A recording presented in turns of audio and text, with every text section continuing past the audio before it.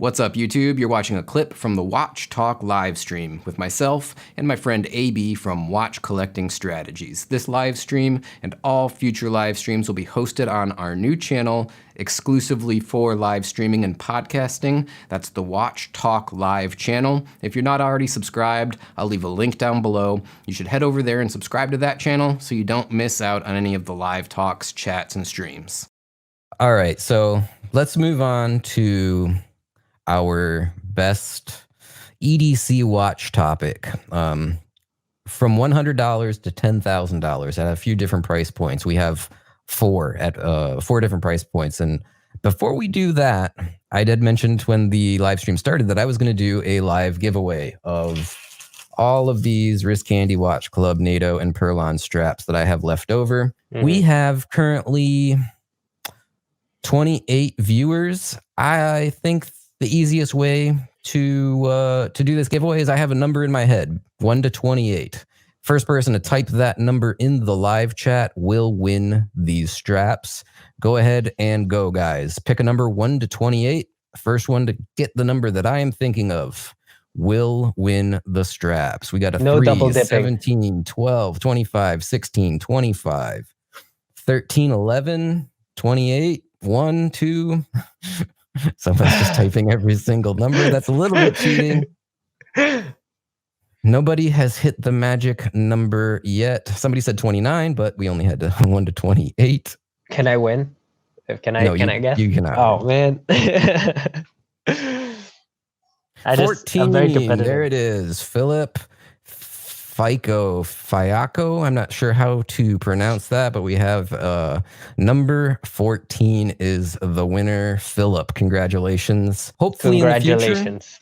In the future, yeah. Congratulations. Hopefully in the future we'll be able to do more giveaways on the live stream. EDC watches, the best EDC watches at $100 to $10,000. Let's talk about our most affordable ones, and I will Let's put the criterias first. So guys, in the comments, I would love to hear from you what your choices are. Here are the criterias that we're most likely going to break. It has to be over 50 meters of water resistance. It has to look good on both a bracelet and a NATO strap. It cannot have any complications. So it could have a date. It could have a dive bezel, which is not really a complication, but it can't be a chronograph. It can't be a GMT. It just has to be a simple date only or no date. And then finally, the last criteria versatility. I think was something we were talking about. Versatility, like something that will go with anything you wear. You know, basically black dials, silver dials, and maybe blue dials. All right. So the first price range that we set was $100 to $1,000, right? Mm-hmm. And my choice is on the left. AB's choice is on the right. I will go over mine real quick, and then AB can pick his. And I think for the sub $1,000, you really can't go wrong with a Hamilton khaki field, either mechanical or automatic. I chose the mechanical in this case as an EDC watch. Now, I sort of broke that rule about being bracelet or strappable because it comes on a strap, and I don't think there's technically a bracelet for this one. But of course, the automatic version does come on a bracelet. This was just representative of the type. And at $495, I think, yeah, it's one of my favorite kind of EDC style watches. If you wanted something a little bit more dressy, go with the automatic version. If you want something a little bit more tooly, you go with this mechanical version. And one thing I did want to add on this was that if you wanted something with more water resistance, because this is only 50 meter, the Seiko Sarb 033 would have been my second choice. They are still available, and they're about $500 as well. So the Sarb 033 would have been my choice as well. But I'm cheating a little bit. I'm going to choose a watch that has not been released yet because I'm cool like that. This one doesn't have a reference number, so we're going to make one up. I'm going to call it the AB123 Seiko Alpinist, the black dial with the creamy patina. I just love this watch. I haven't even seen it in the metal yet, but I love everything about it. I think it has more to do with the fact that they're finally listening to what we want. I didn't really like the compass, didn't like that crown, and I think this would be a great everyday watch. And like I said before, the perfect Rolex Explorer alternative. Yeah, definitely. If you're looking for that affordable Explorer alternative, I think that you're right. This new Alpinist could fit the bill. With my reservations that we mentioned earlier about the dial potentially being printed and whatnot, notwithstanding. But it's still definitely a cool choice, and I can't wait to see that watch in person when it is released. Now, our second tier was $1,000 to $3,000, right? Mm. And let me bring up that picture. All right, there we go. So my pick at the $1,000 to $3,000 price point.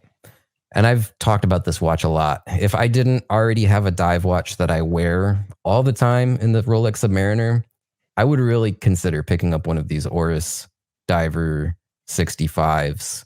Maybe not this specific dial. I just picked kind of the blue one with the vintage printing. I think that one is cool, but they have one with standard round markers. That's also equally cool. 40 millimeters, 20 millimeter lugs.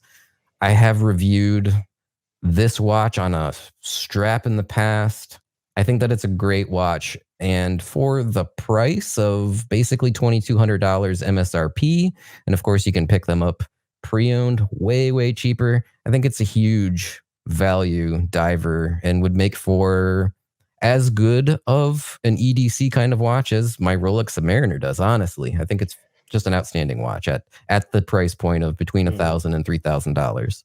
I think your choice is way better than mine. To be honest, for some reason, this price point, I just couldn't think of anything. So I went with a watch that I really love its design. I'm cheating a little bit. It doesn't come with the bracelet, but we can probably find some kind of, aftermarket bracelet for it. But this is the Montblanc Heritage. I just absolutely love that design. If you go in a macro level, which we can't, there's a lot of texture where the 12, 3, 6, and 9 is. It's a beautiful texture, and then it smoothens out in the middle. It's such a versatile watch. It's such a beautiful watch, 50 meters of water resistance. It will go with anything I wear. You could wear it casually. You could dress it up. I think this is an amazing watch by Montblanc, especially ever since they started changing their designs. When the JLC CEO took over, their designs just started looking really beautiful. This is a watch that I had never seen before. I mean, obviously I'm aware of the brand, but it's just never a brand that I've looked into. And I was surprised when you sent me this picture. It's a really cool watch. I like the dial. I like the handset. I think that if it was available on a bracelet, because I'm not really much of a strap kind of guy, this would be something that I would seriously consider. Now, did you mention what is the retail price on this?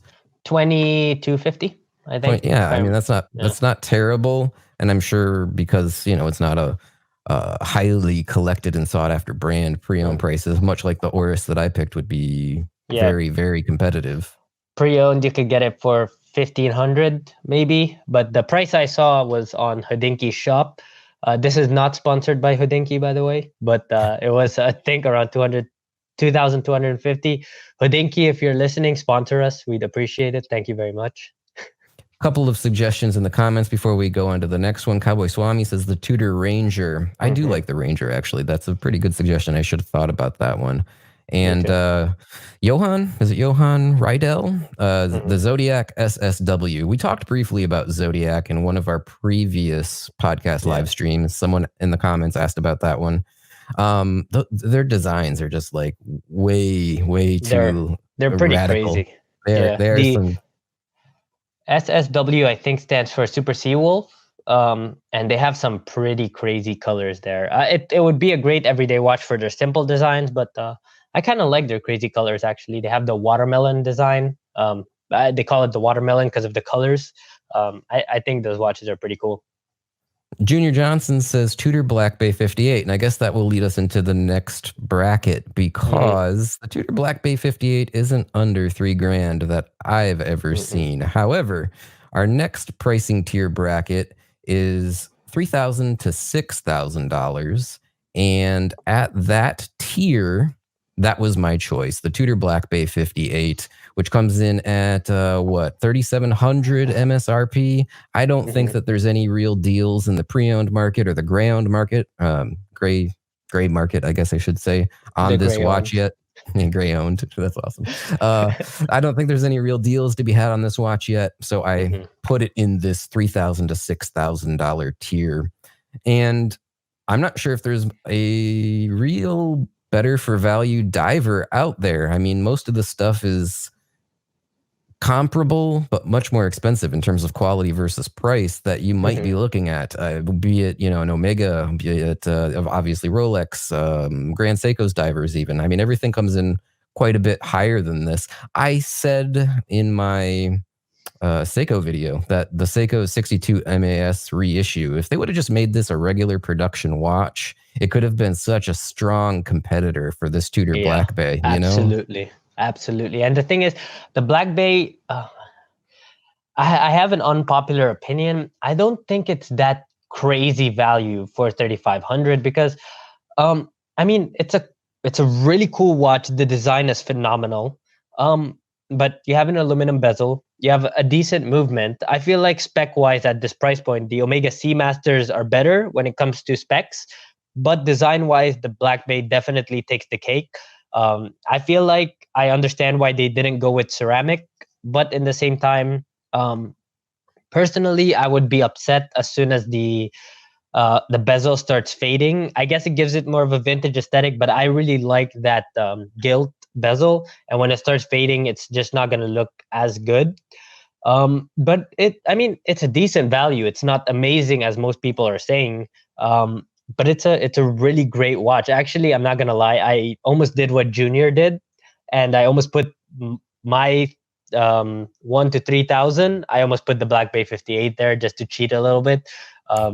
But I decided I'm not gonna cheat, so I went with my pick, the Master Control Date JLC. It's a beautiful watch. Honestly, I almost bought this rather than the JLC Master Geographic. It's such an amazing, versatile watch from a very underrated brand, but some of the best watchmakers in the world. The watchmaker's watchmaker, JLC, has a really rich history. They used to create movements for the top three, AP, Patek, Vacheron, even some of their groundbreaking stuff that AP did. For example, in the 1970s, AP did their ultra-thin perpetual calendar. They broke records at the time. But what people didn't know is that movement actually derived from JLC's Caliber 920. They're just such an amazing brand, create such amazing watches. And I think from this price point, you cannot beat the Master Control Date. Yeah. Now, correct me if I'm wrong. If you wanted to get into a JLC, I mean, this is kind of the entry level, right? Or is there anything else? No, this is the entry level. And there's nothing else. Yeah, to my point though, for an entry-level watch from a brand, like this is really kind of a home run in my opinion. It's a fantastic watch. I mean, you're not going to find too many brands with their entry-level watches that are going to be as nice as this JLC is.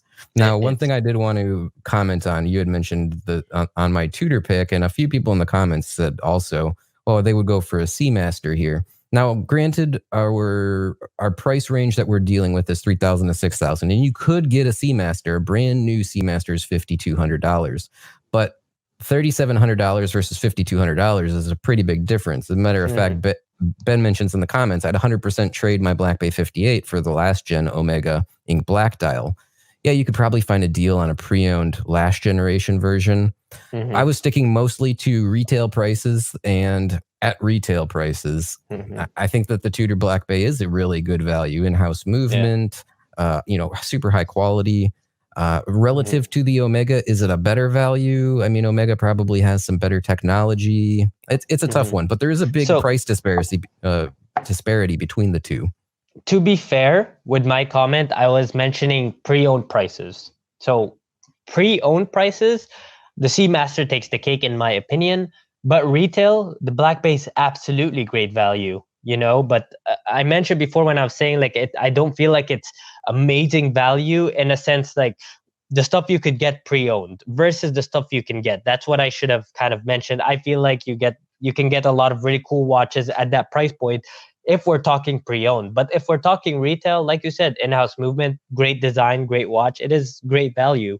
But when I mentioned that, I should have emphasized more. I'm talking more about its competition in the pre-owned market, because the Seamaster, you can get it relatively around the same price. But if we're talking retail, no, the Seamaster does not beat the Black Bay because it's not even technically in the same price point. Yeah, they are maybe a step up is what I would say. Now, I'm just really not a big fan of the new one, but as our commenter that was Ben had said that he would go for the last gen Omega. I agree that I greatly preferred the last gen Omega Seamaster, with the exception of the fact that you're going to have to probably upgrade the clasp, because the clasp on last gen's Omega Seamaster was kind of a joke considering what that watch costs. The same thing I had to do on my Speedmaster is upgrade the clasp to an Omega adjustable clasp. I actually still have my last gen Seamaster, the midsize.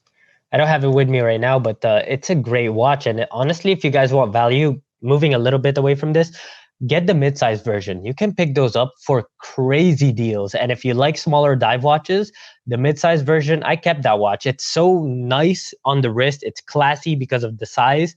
And you can get some amazing deals with that watch. So check out the midsize Seamasters, the older gen. Now, our last tier was the $6,000 to $10,000 watch. And again, what we're talking about here are our favorite or potentially ideal EDC watch, something that you could wear for a lot of versatility, lots and lots of occasions, right? I think that my pick is the better of the two here. I think the Rolex Oyster Perpetual. Biased alert. This is a biased alert right here. I'm super biased on this one. The Rolex Oyster Perpetual. I chose the 36 millimeter. Of course, you could go with the 39 millimeter. $5,400 on the 36, $5,700 on the 39. So I'm actually coming in slightly under that $6,000 to $10,000 price range. Now, if you absolutely were dying to spend the extra $600, you could get an Explorer. You could go up and get a Datejust. But I think or the better watch, the SBGA 415. Now, let me finish my sales pitch here. A lot like the JLC that you picked for the last tier, I think that the Rolex Oyster Perpetual is one of the better options for getting into a brand's entry level. For an entry level watch within a brand's catalog, the Oyster Perpetual is freaking awesome. I really love that watch.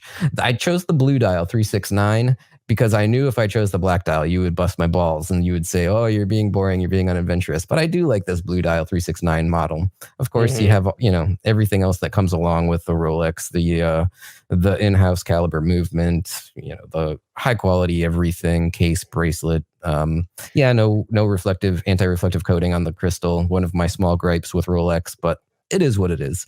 You got super great water resistance. There's just, I think, if you're wanting to get into like the entry level luxury tier, it's one of my favorite picks. Okay, so here's the thing. Go ahead with yours. I cannot say much because I also have a biased alert. We should have some kind of alarm here that's biased alert. I need like this is my watch.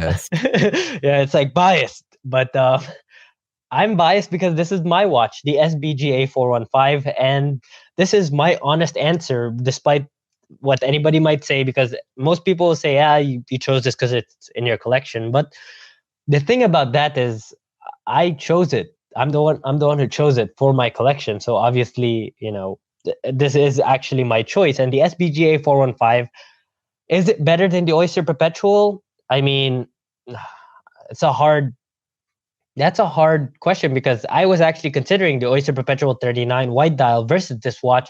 They're two different watches. The SBGA 415 is titanium. The OP39 is stainless steel. The Grand Seiko has a way better dial. Nobody can argue that. But the Oyster Perpetual is more versatile with its color, and it's not a bad dial. It's a very well finished dial. The titanium makes it super comfortable, but the 39 millimeter OP is still pretty comfortable. You have a no date with the OP, so it gets points for that. The SBGA 415 does have a date, which I feel like it disrupted the dial a little bit. So there you guys go. I'm not that biased. The accuracy, the SBGA is a lot more accurate, and it has a longer power reserve of 70 hours, whereas the OP, I believe, has about approximately 40 hours of power reserve. So they're both two great contenders. And honestly, all joking aside, you can't go wrong with either of these choices.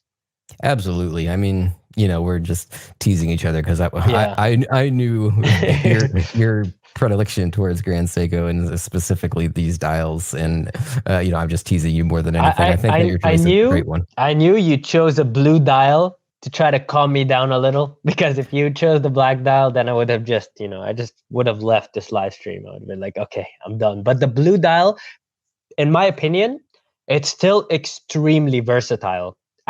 Every single blue dial I've worn, honestly, there's nothing I can wear that doesn't match blue, which is a little bit weird. But there's nothing you can wear that doesn't match blue. Even if you wear a green t-shirt, the blue will still go with that green t-shirt, Yeah. Now, one thing that I think, given that this is sort of a challenge to pick EDC watches, I feel like the Grand Seiko is a little bit more classy, almost dressy. Yeah, it's on a metal bracelet, so it's definitely not a dress watch, especially when it's wearing the metal bracelet.